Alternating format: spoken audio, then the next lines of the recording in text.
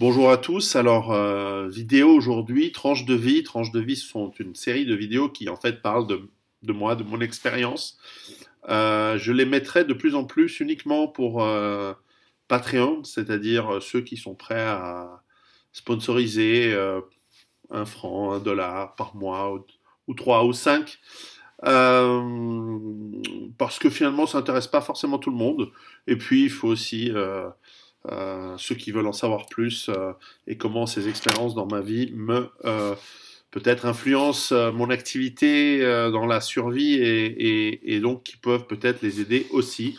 Mais en même temps, voilà, ce ne sont pas des sujets grand public, enfin entre guillemets, hein, grand public, parce que évidemment, même si j'ai à peu près 45 000 abonnés ou par là sur les réseaux sociaux et les chaînes vidéo, ça reste une microscopique goutte d'eau dans l'océan. Donc aujourd'hui, parce qu'on me l'a souvent posé, et c'est vrai que parfois les journalistes me posent des questions absurdes, je vais vous parler un petit peu de mon parcours, en tout cas des idéologies, on va dire, politiques, euh, et de leur évolution. Je ne vais pas aller forcément dans le détail de chacune, parce qu'elles sont connues, mais en tout cas l'évolution est intéressante. Euh, Récemment, je voyais une vidéo de l'excellent mon ami Michel Drac qui parlait des doctrines du fascisme telles que décrites par Mussolini lui-même, qui en est le fondateur. C'était très intéressant de comparer ce que donc explique le fondateur du fascisme dans ce livre, écrit par lui-même et par quelques-uns de ses proches collaborateurs et idéologues, comme Gentile et d'autres, euh, et de comparer donc cela avec ce que les gens disent du fascisme, par exemple, etc. Et en fait, ce que l'on voit, c'est que, en gros, plus personne ne sait rien sur rien. Ça fait partie de l'abrutissement et de la couillonnade intellectuelle globale qui fait qu'à force de vouloir abrutir les gens, on finit par avoir même les classes dirigeantes ou les classes laborieuses, même les classes soi-disant intellectuelles que sont les journalistes, qui sont en fait des abrutis, des ignorants finis, mais qui ne s'en rendent pas compte parce qu'on leur a dit que ce sont des gens cultivés, etc., alors qu'ils ne savent rien. Ils lisent pas de livres, ils connaissent rien de rien, etc.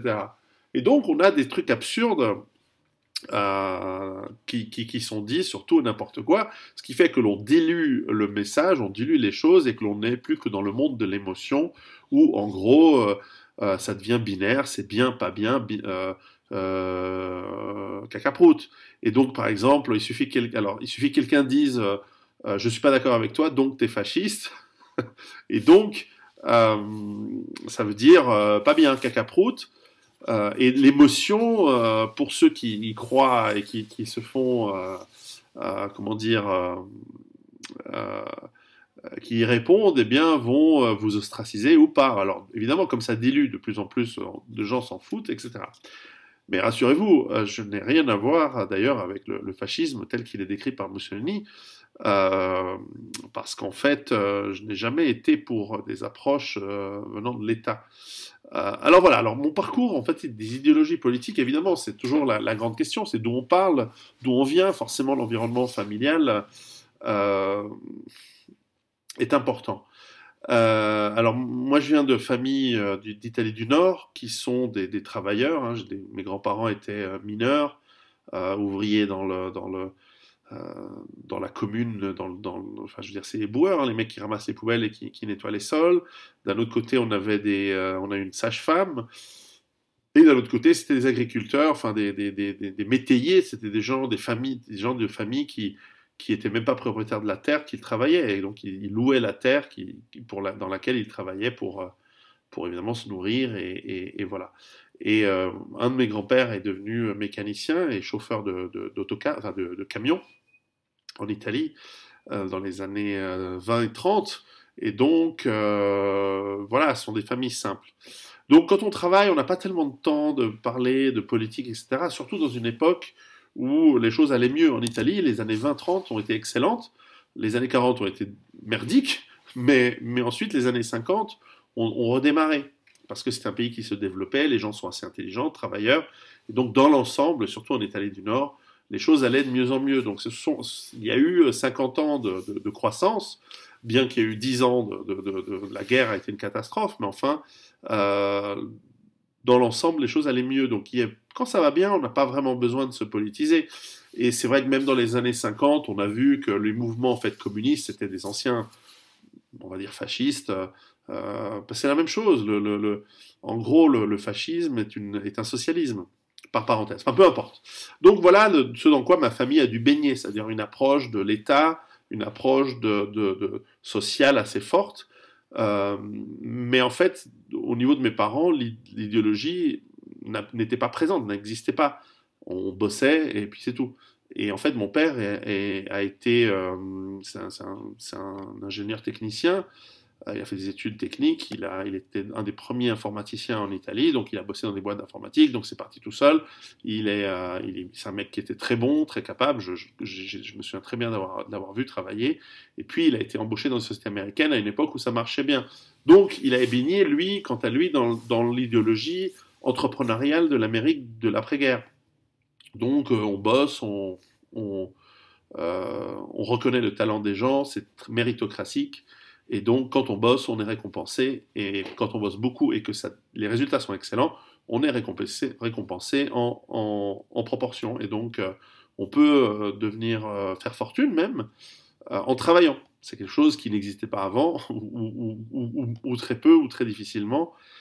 Et certainement n'existait pas dans certaines cultures. Plus la culture est catholique, en fait, ou musulmane, moins le travail est récompensé, enfin moins le résultat est récompensé parce qu'il y a des hiérarchies, il y a des classes et des castes, alors que dans le monde anglo-saxon et germanique, le succès est récompensé. C'est-à-dire que vous avez moi je peux vous donner deux exemples.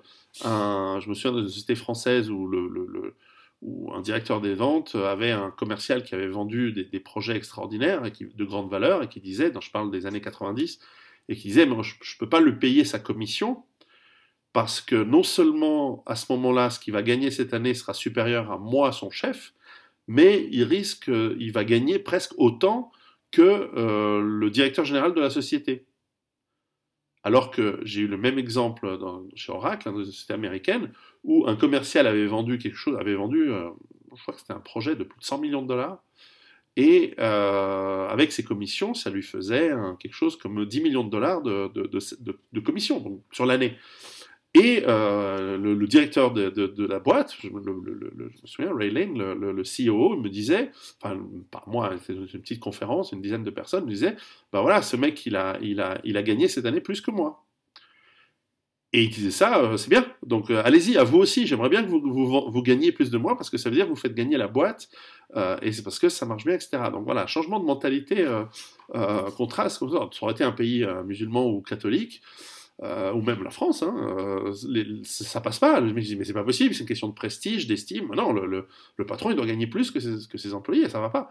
Bref, donc moi, je viens de cette approche méritocratique. Donc c'est sûr que quand on est dans la méritocratie et quand on bosse, on n'aime pas trop l'égalité, parce que l'égalité imposée, surtout, elle est débile. Ça veut dire qu'on doit rabaisser les bons au niveau des mauvais. Il ne s'agit pas d'encourager les bons par l'exemple et par l'émulation. Donc je viens de ce monde-là, donc on appelle ce monde un peu le libéralisme, c'est-à-dire où on dit laissez-nous le moins d'entraves possible et laissez-nous développer en fonction de nos qualités, de nos compétences, bien sûr dans un cadre de collaboration quand c'est nécessaire. On montre toujours ce modèle, on va dire, social comme étant cruel, et c'est pas forcément vrai. Au contraire, les équipes, d'ailleurs j'ai connu pas mal d'entreprises d'ailleurs qui ne donnaient pas que de la commission individuelle aux commerciaux, mais qui donnaient aussi une partie de ces commissions pour les résultats de l'équipe, et partageaient une partie de ces commissions avec les ingénieurs, en fait, l'équipe qui est un petit peu en retrait, mais qui est indispensable pour la réussite d'un projet ou même d'une vente. Et donc, ça existe, ça. C'est pas chacun pour sa gueule. On fait partie d'équipes, même quand on vend, même quand on est commissionné sur une vente à titre individuel. Bon. Et donc, ça me correspond parce qu'en réalité, dans ma psychologie personnelle, moi, je suis un type un peu solitaire, qui aime bien rester dans son coin, faire ces trucs. Je suis très sociable en même temps, mais je ne recherche pas la présence des gens. C'est comme ça, c'est mon caractère. Et probablement que c'est dû à une volonté très fondamentale d'aimer la liberté. Et donc la liberté, elle n'existe pas chez l'être humain parce que nous sommes des mammifères, nous sommes des animaux sociaux, donc qui vivons en troupeau à l'origine, en petites hordes de singes dans les arbres. Nos ancêtres, je ne sais pas à quel moment on s'est développé réellement, mais on avait besoin avec nos petits doigts de nous défendre contre les prédateurs, et donc le travail en équipe, il est fondamental chez l'être humain. Après, il y a une équipe, et puis il y a les autres équipes. Et les autres équipes, on est capable de les buter et de s'en défendre. Mais en gros, on est programmé pour assez bien collaborer avec les gens. Mais moi, je suis un peu à la marge de ça. C'est comme ça. Psychologiquement, parfois, il y a des anomalies. Il y a des gens qui sont un peu à la marge, qui sont capables de faire des choses. Alors, ça a des avantages, des inconvénients. Mais moi, j'aime la liberté. Donc, j'aime bien qu'on me lâche les couilles, qu'on me lâche la grappe, qu'on me lèche les couilles, je sais pas, mais en tout cas, qu'on me lâche la grappe. Et que, et qu'on me donne ma liberté, que ce soit dans le travail, que ce soit dans la parole, que ce soit dans le truc. Alors le désavantage, c'est que parfois, eh ben, on se fait ostraciser, parfois on dit des conneries, parfois on choque. Moi j'aime choquer, parce que dans cette liberté, la liberté n'est utile que si on en fait quelque chose d'intéressant. C'est pas la liberté, c'est pas de jouir sans entrave. Ça c'est bien, c'est intéressant, mais ça a ses limites. En revanche, la liberté, c'est de pouvoir de titiller le système, de pouvoir faire le fou du roi parfois, bien que peut-être c'est pas mon rôle, mais en tout cas mon rôle c'est de titiller le système et de dire là on peut faire les choses différemment. C'est des gens qui ont ma personnalité qui inventent les mitrailleuses sur le champ de bataille. C'est des gens qui ont ma personnalité qui ont en plus des compétences techniques, qui découvrent des nouveautés parce que c'est des gens qui se mettent dans leur coin, réfléchissent et inventent des nouvelles choses qui font progresser l'humanité. Pas tous réussissent, mais c'est ce profil psychologique de mecs qui aiment bien la liberté, qui aiment bien réfléchir en dehors des cases, et voilà, faut pas me faire chier. C'est aussi ce genre de personnalité qui fait les forces spéciales dans certaines forces militaires, où c'est pas les mecs que tu mets dans l'infanterie ou dans l'artillerie, c'est des mecs que tu envoies, évidemment avec les compétences qui vont avec. Je dis pas que j'ai ces compétences-là, mais c'est le profil psychologique. C'est des mecs que... Alors bien sûr, lorsque vous êtes jeune, vous êtes idéaliste, on va dire entre 15 et 20 ans, quand votre cerveau n'est pas encore fini, mais que vous commencez à vous affirmer et que vous savez, le cerveau humain, notamment la partie du cortex préfrontal, se termine chez la femme autour de 20-22 ans, et chez l'homme, parce qu'il y en a un petit peu plus, et c'est comme ça, vers 25-26 ans. Donc c'est déjà absurde de donner le droit de vote à des gens plus jeunes. Hein. Je veux dire, ils n'ont pas la compétence intellectuelle de la réflexion. Alors elle commence bien sûr plus jeune, mais elle ne se termine que 20-25 ans. C'est aussi pour ça que les soldats qui sont jeunes en général parce qu'ils sont plus malléables et qui vont moins discuter ce qu'on va leur demander de faire, et puis qu'ils sont un peu foufous et ils se rendent pas compte des dangers dans lesquels on va les placer.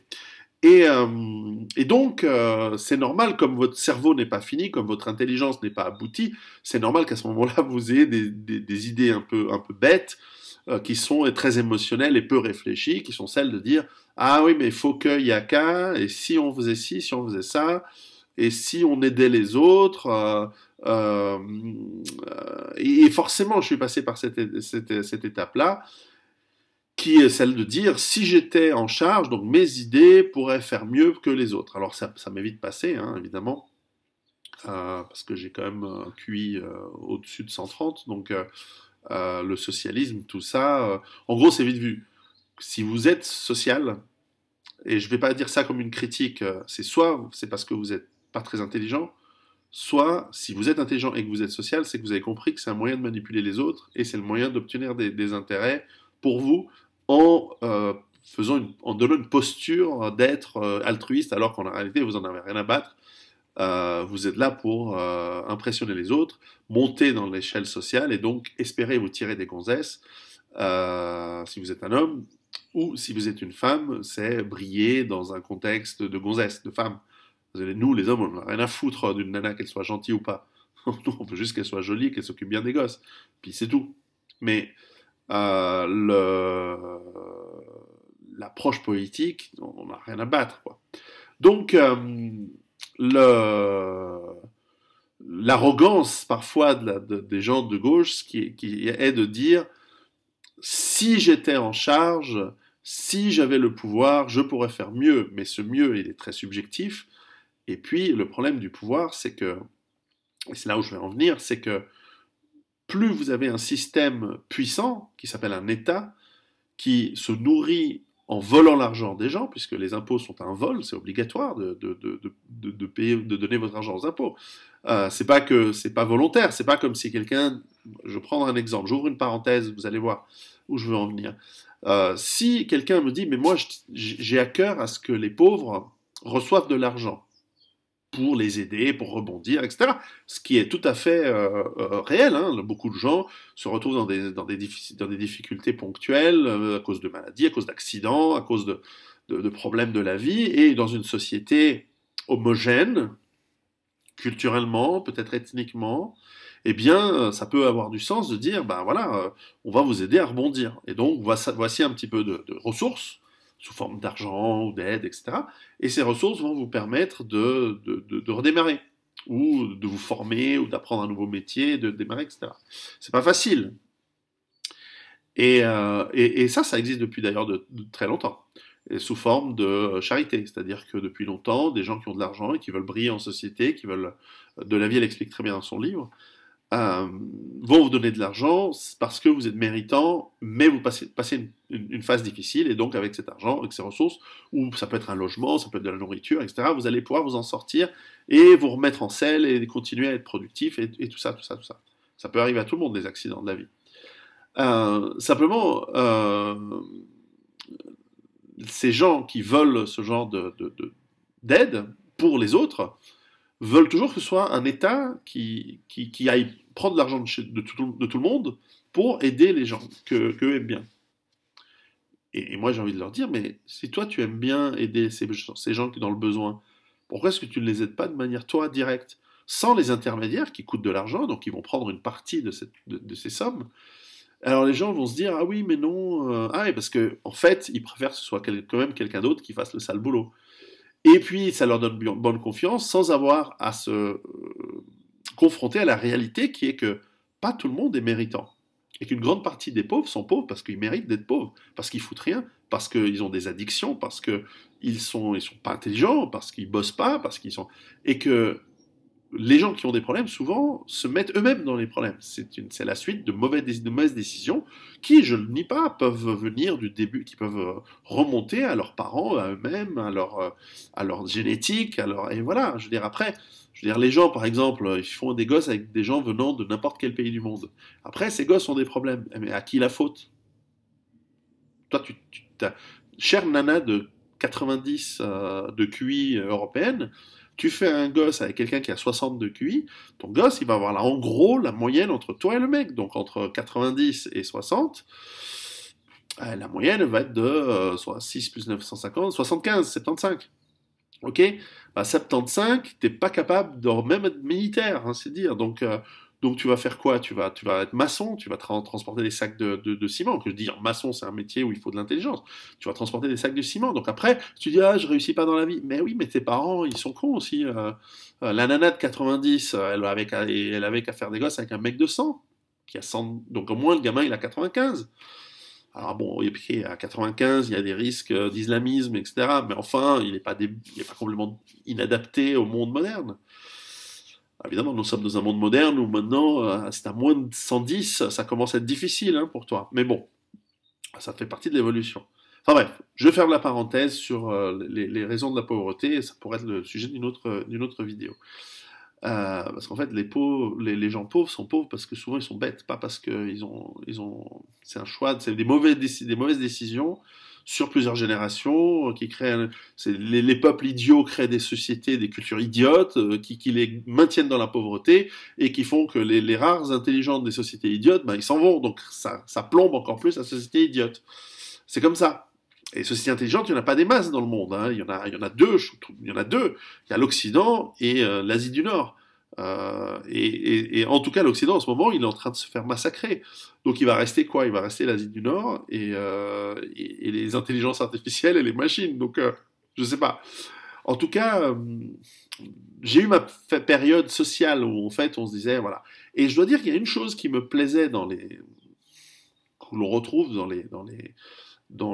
à la gauche en général, c'est l'approche anti-impérialiste, c'est-à-dire l'impérium, l'empire, va faire chier les autres pour imposer son commerce, sa culture. Et c'est vrai que ça, c'est pénible. Alors, aujourd'hui, l'Empire soviétique me cassait les couilles quand j'étais petit, instinctivement et intellectuellement. L'Empire américain a commencé à me casser les couilles à partir de mon adolescence et mes jeunes années dans la vingtaine, parce que j'ai vu venir cet impérialisme économique d'une part, mais à la limite, ça c'était pas très grave, parce que la concurrence permet de. Je veux dire, il y a plein de sociétés urbaines qui damaient le pion aux Américains, il n'y a pas de souci.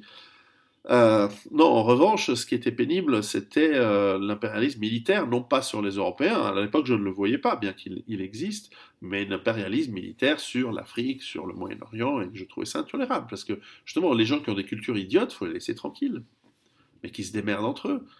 Si à la fin ils doivent manger leur caca pour survivre, mais ils apprendront au bout d'un moment. Puis au bout d'un moment, il y a de la sélection naturelle, puis au bout d'un moment, leur intelligence monte, leurs compétences montent, etc. Et si tu leur vends ensuite de la formation et des compétences, eh ben, ils vont apprendre. Mais tu vas surtout pas leur foutre ni des bombes sur la tronche, ni leur envoyer des sacs de riz, ni de l'argent. Ça, c'est exactement le. Parce que le problème de l'argent que tu donnes aux gens, c'est que tu les rends addicts à ton argent, tu les rends. En plus, tu récompenses des mauvais comportements si tu fais pas gaffe. Euh, le type qui reçoit de l'argent au chômage, ça peut l'aider, dans le cas que j'ai expliqué tout à l'heure, par exemple, mais ça peut aussi lui dire, finalement, rien foutre, c'est un moyen d'être payé. Alors certes, c'est pas des grandes sommes que tu reçois, mais voilà, c'est à réfléchir. Donc il y a des pays où tu as du chômage à vie, bon, et il y a des pays comme en Suisse où tu as le chômage pendant 1 an et demi, 2 ans, et après il faut vraiment se démerder. Donc c'est pas mal. Alors on va pas te laisser crever hein, en Suisse, hein, mais bon. Alors, l'anti-impérialisme, c'est là où j'ai passé le plus, en fait, entre guillemets à gauche, en disant, ah bah non, les. Et après, je me suis rendu compte, oui, mais en fait, l'anti-impérialisme, c'est l'approche anti-étatique de la gauche. Et tout l'aspect, même l'aspect progressiste, c'est-à-dire, moi, je suis quelqu'un qui est très naturellement tolérant avec les déviances sexuelles, avec, pas toutes, hein, genre la pédophilie, pour moi, c'est peine de mort. Mais peine de mort, pas par l'État, c'est par les parents de la victime ou par les proches de la victime, comme ça devrait l'être. Bon, genre un truc tribal, quoi. Le, le, voilà, l'approche étatique m'a souvent énervé. Alors, pendant des moments, tu te dis, bon, bah, si on était au pouvoir, si j'étais au pouvoir, je ferais les choses différemment. Mais en fait, tu dis, mais en fait, ce qu'il faut, c'est qu'il n'y ait pas de pouvoir, justement. Et petit à petit, je suis allé vers ce qu'on approche, l'approche libertarienne, euh, comme étant une tendance et non pas un modèle, c'est pas une idéologie, c'est parce qu'on peut pas, par exemple, dire, par exemple, dans l'idée de la liberté totale, il n'y a plus de frontières.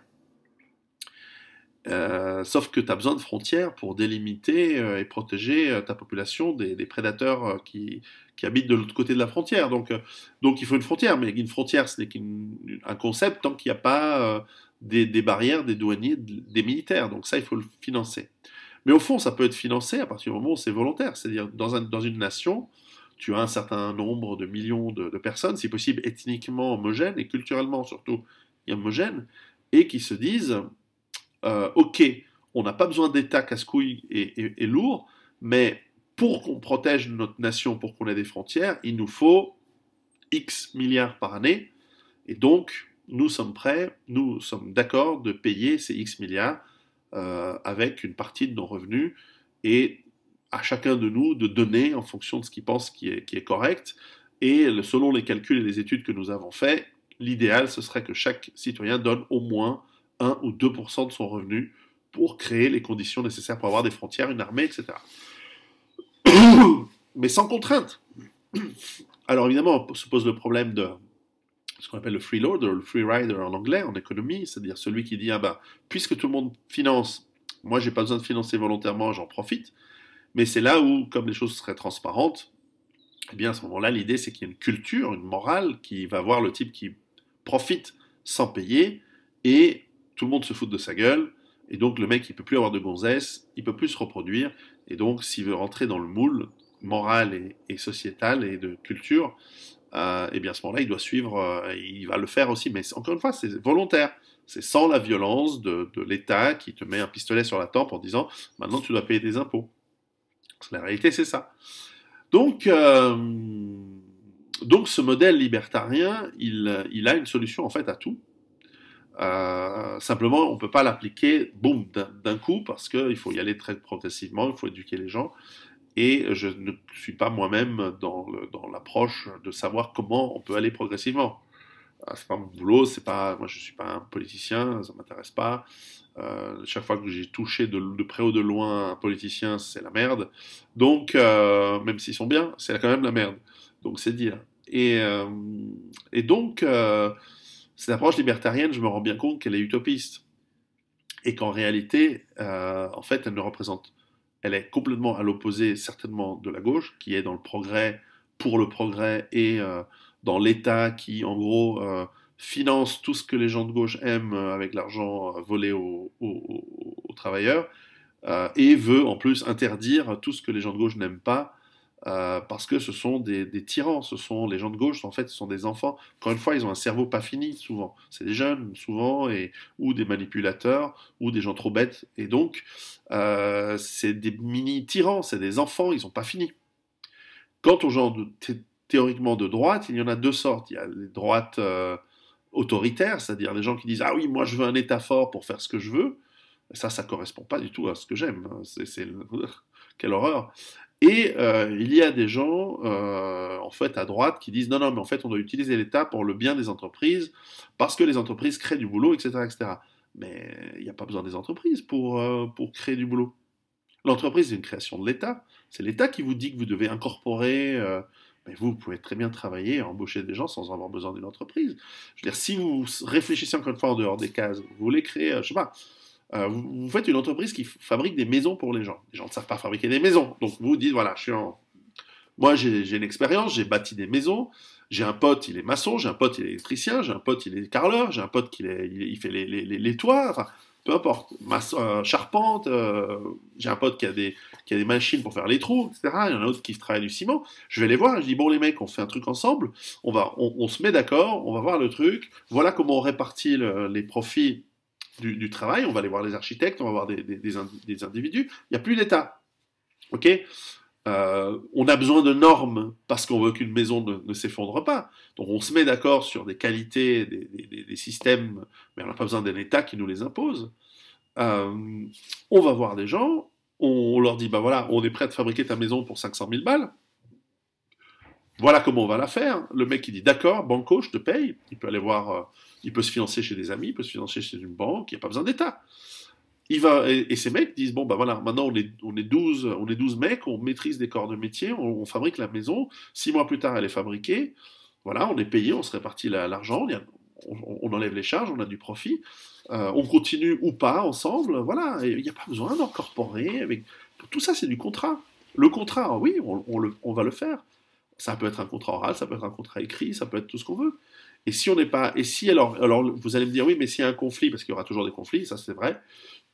Comment est-ce qu'on règle les conflits? Les conflits, eh bien encore une fois, les citoyens peuvent se dire, on veut un système de juges qu'on finance volontairement et qui vont régler les problématiques conflictuelles. Et en sachant que comme il n'y a plus d'État, il n'y a plus de loi, par exemple, sur qui peut être armé ou pas, a priori tout le monde est armé, et donc tu n'as pas intérêt à avoir des conflits. Tu vois, à la base, l'individu libre et armé est l'atome de la société, l'atome qui permet la création de la famille autour de lui, et ensemble, bah, le citoyen et sa famille armée, bah, tu veux pas le faire chier, donc tu veux pas l'escroquer, parce que si tu escroques des gens armés, tu sais jamais ce qui va t'arriver. Peut-être que le mec dit, ah ouais, tu m'as escroqué, boum, c'est fini. Alors peut-être que c'est excessif dans votre mode de pensée, mais il n'empêche que il y a moins d'escrocs dans ces situations-là. Et ainsi de suite. Alors évidemment, vous allez me dire oui, mais il y a les malades mentaux, etc., etc. Je ne vous dis pas que j'ai la solution à tout, je vous dis juste mon mode de pensée. C'est une tendance. Donc c'est une tendance qui est pas de gauche et qui en réalité n'est pas de droite non plus. C'est une tendance anarchiste. Pas d'État. Ça ne veut pas dire qu'il n'y a pas d'ordre, ça ne veut pas dire qu'il n'y a pas de règles, ça ne veut pas dire qu'il n'y a pas des cultures avec des morales qui se mettent en place. Et je ne vous dis pas que ça se fait en 2 minutes, je ne vous dis pas que ça se fait comme ça. C'est simplement une tendance. Et donc cette tendance, elle, à mon avis, en tout cas, c'est cette pensée-là qui m'intéresse de plus en plus. Alors c'est vrai que ces dernières années, je suis allé tâtonner dans plein d'endroits. Je suis allé tâtonner chez des gens qui sont, par exemple, chez ER en France, il y a maintenant une quinzaine d'années. Je suis allé voir un petit peu ce concept, droite des valeurs, gauche du travail, est-ce que ça se combine? Il y a des choses très intéressantes là-dessus. Ils sont très français, donc très étatiques, très état fort, etc. C'est pas mon taf, mais c'est intéressant. Ils ont une bonne réflexion. Je suis allé voir les anarchistes, les écolos. Souvent, leur approche anticapitaliste, c'est qu'en fait, ils ne comprennent pas le tenant et l'aboutissant. C'est-à-dire qu'ils ne se rendent compte pas que en fait, le capitalisme, néfaste qu'eux analysent, ce n'est pas une nature en soi, c'est un effet de l'État. C'est-à-dire que lorsque vous avez un État puissant, les gens malins et fourbes et qui veulent se faire un petit billet vont pénétrer l'État ou le financer ou le soudoyer ou le corrompre pour utiliser cette force pour obtenir des lois à leur avantage, des avantages même parfois économiques. Regardez tout cet argent qui est distribué à des associations bidons à droite et à gauche. C'est hyper corrompu l'État. Et plus un État est grand, plus le pays est riche, plus ce parasitisme va augmenter et en fait à la fin tirer en bas l'État et la nation entière. Mon approche anarchiste n'est pas incompatible d'ailleurs avec l'approche patriote et nationaliste. Donc dans ce sens-là, je me revendique un tout petit peu de droite, c'est-à-dire que pour moi la patrie, la terre de tes ancêtres, la communauté que forme une population homogène, en tout cas culturellement. Moi, je suis encore un peu faible sur la partie ethnique, c'est-à-dire que moi, j'ai la faiblesse de croire qu'on pourrait avoir un peu des ethnies différentes en minorité dans une société qui partage la même culture. Je dis pas qu'ils n'ont pas le droit d'exister et de vivre là, mais simplement d'avoir le pouvoir politique et d'être des citoyens. Parce qu'on peut très bien imaginer, moi je vois par exemple une société qui est super sympa, c'est Dubaï. Tu as, je sais pas, 50 000 citoyens dubaïotes, dont une centaine dirigent par aristocratie en fait l'ensemble. Et puis tu as 2 millions de travailleurs qui sont plus ou moins bien traités, plus ou moins bien payés, mais qui n'ont aucun droit politique et qui doivent juste suivre les règles, faire ce qu'ils veulent. On leur donne, en l'occurrence dans ce cas-là, c'est un pays prospère, donc ça va bien. Mais s'ils pètent de travers ou tout d'un coup si la prospérité s'arrête, ils doivent s'en aller. Il n'y a pas de droit, de machin, de truc, de oui, j'ai bien le droit Non, non, non, non, non. Tu n'as plus de boulot, tu fais chier, tu te casses. Et ça, c'est si on est sympa. Donc, on peut très bien imaginer, voilà, ensuite, des hiérarchies, des castes au sein des citoyens dans une société. Donc, dans ce sens-là, oui, là, mon anarchisme s'arrête et là où commence la réalité, c'est-à-dire que je suis un mec pragmatique, je me rends bien compte qu'il y a des hiérarchies naturelles, il y a des gens mieux que moi, il y a des gens moins bien que moi. Et je ne supporte pas que les gens moins bien que moi me donnent des ordres ou, que je, ou me donnent des guidelines, des guides, des directions à suivre. En revanche, des gens qui sont mieux que moi, oui, j'accepte ça très bien. Et donc, voilà, j'accepte les hiérarchies naturelles et j'accepte cela. Donc, dans ce sens, même mon anarchisme, si on veut, a une limite. Donc, c'est vrai que lorsque les journalistes me disent, mais est-ce que vous êtes de droite ou sur ma fiche Wikipédia, il y a écrit proche des milieux, je sais plus, d'ultra-droite, d'extrême droite. Mais c'est pas parce qu'on m'invite ou parce que je discute avec tout le monde. Ouais, je veux dire, par exemple, j'ai interviewé Jean-Marie Le Pen, mais j'ai aussi interviewé Noam Chomsky. Alors évidemment, sur la fiche Wikipédia, ils vont pas mettre Chomsky parce que oulala, ça pourrait être un truc positif. Mais d'abord, c'est pas plus positif ou moins que Jean-Marie Le Pen. Je vois pas le. Moi, je suis pas raciste. Je ne fais pas de hiérarchie intrinsèque entre les gens et leurs pensées politiques. Tout le monde est intéressant. Tout le monde a des idées qui sont intéressantes à mettre dans encore une fois, le libre marché de la pensée et des idées. Et que les meilleures idées montent et les mauvaises soient oubliées. Je veux dire, le socialisme a montré son échec flagrant où qu'il a été appliqué dans des pays pauvres, dans des pays riches. Mais non, ça continue, alors que normalement, ce bousin devrait avoir été abandonné depuis très longtemps, et pas que le socialisme. Donc, je n'ai rien à voir avec la droite ou l'extrême droite, mais j'en ai rien à foutre des étiquettes de toute façon, parce que je sais très bien où j'en suis.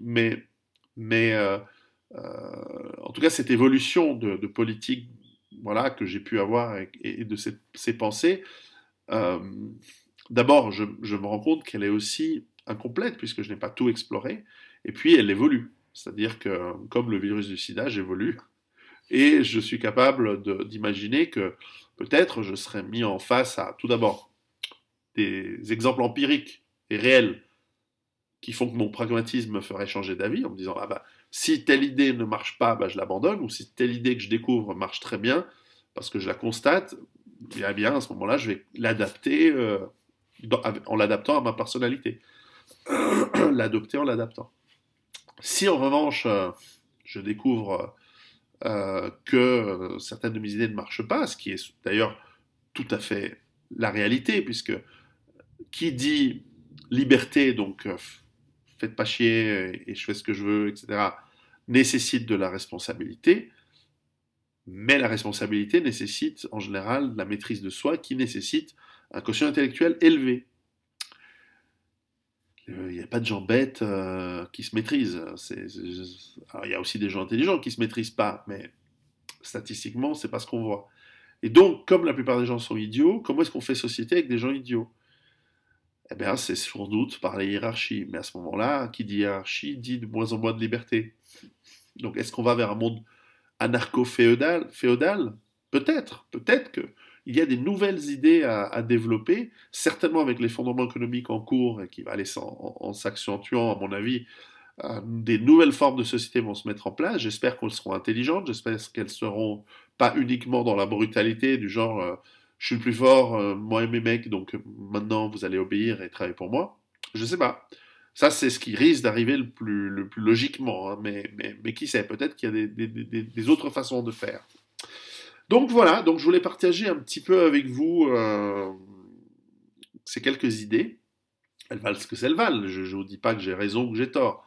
Ce qui est important pour moi, c'est de garder cette ouverture d'esprit, c'est-à-dire de vérifier que les idées sont empiriquement intéressantes, d'être ouvert d'esprit, de discuter avec tout le monde, et, et donc, voilà, les choses se font, ne se font pas, elles sont, enfin, les idées s'appliquent ou ne s'appliquent pas, les journalistes peuvent continuer à dire ce qu'ils veulent, les idiots qui gèrent Wikipédia, enfin, les contributeurs idiots qui contribuent à Wikipédia de manière gauchiste, bon, bah, je les laisse faire, on s'en fout de toute façon.